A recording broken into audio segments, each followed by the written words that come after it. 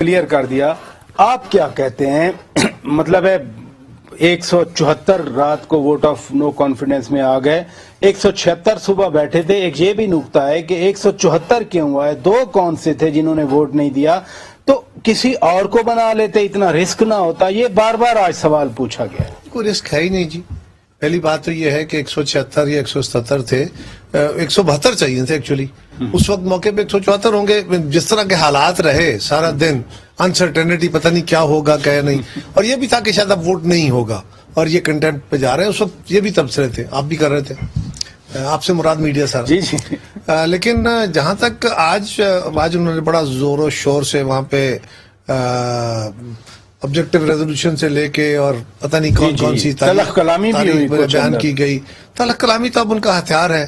پہلے بد کلامی اختیار تھا, اب تلخ کلامی ہتھیار ہوگا. چلیں اچھا ہے, تھوڑا مطلب بعد سے تو تلخ بڑی اب بد بھی ہوگی اور تلخ بھی ہوگی, اس لیے دونوں کام اکٹھے ہو جائے. لگتا ہی ہوئی ہے, لیکن اللہ کرے اب سینس پریویل کر جائے. لیکن راجہ صاحب ایک بات یاد رکھیے, اب کسی ممبر پہ قتل کا الزام ہو, جیل میں پڑا ہو, اس کے اوپر کوئی اور جرم ہو, جو مرضی ہو, جب وہ بیل پہ ہو یا جیل میں ہو, وہ ایلیجیبل ہے.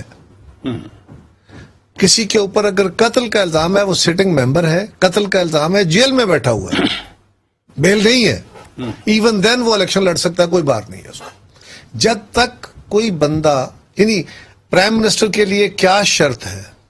مسلمان ہو, ایم این اے ہو, 2 شرطیں. اسمبلی کا رکن ہو, ایم این اے ہو, ممبر ہو. جی جی. 2 شرطیں ہیں صرف, اور 35 سال والی شرط بھی ختم ہو چکی. آپ بھی اس اسمبلی کے رکن تھے. مرحوم مولانا طارق اعظم صاحب وہ جیل سے آئے تھے ووٹ ڈالنے کے لیے. ووٹ دیکھیں نا جی, جو بندہ جب ووٹ, جمالی صاحب کو 1 ووٹ چاہیے تھا, وہ آ کے انہوں نے ووٹ ڈالا تھا. جس بندے کا ووٹ ایلیجیبلٹی ہے, وہ ممبر ہے, وہ پرائم منسٹر بھی بن سکتا ہے, وہ منسٹر بھی بن سکتا ہے. اور جب کوئی بندہ پرائم منسٹر نہیں بن سکتا, وہ ممبر بھی نہیں بن سکتا. وہ ممبر بنے گا, ایلیجیبلٹی اس کی واحد وہ ہے. جی جی. باقی کہانیاں ہیں اب لوگوں کو جذباتی کرنے کے لیے, باقی ساری جتنا چاہے. اچھا, یہ تو کہانی نہیں ہے. پی ٹی آئی کہتی ہے کہ ہم اگر میاں شہباز شریف وزیر اعظم بنتے ہیں تو ہم پھر استعفے دے دیں گے.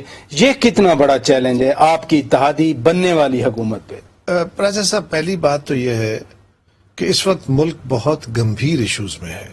ہمارے پاس حکومت نے کوئی راستہ نہیں چھوڑا تھا سوائے اس کے کہ ہم ان کے خلاف عدم اعتماد کرتے. انہوں نے جس طرح حالات پیدا کیے اکانومی کے, ملک کے اندر خارجہ پالیسی کے حوالے سے اندرونی حالات جس طرح کیے, جو اپوزیشن کے ساتھ حالات کیے, آپ اگر خالی نیب کو امپاور کر کے آپ عدالتوں پہ چیزیں چھوڑ کے چلتے, جو ان کا کام تھا انہوں نے کرنا تھا, تو آپ کو اتنی بڑھ کے مارنے اور اتنے اسپیشل اسسٹنٹ رکھنے کی ضرورت نہیں تھی, تو حالات اتنے خراب نہ ہوتے.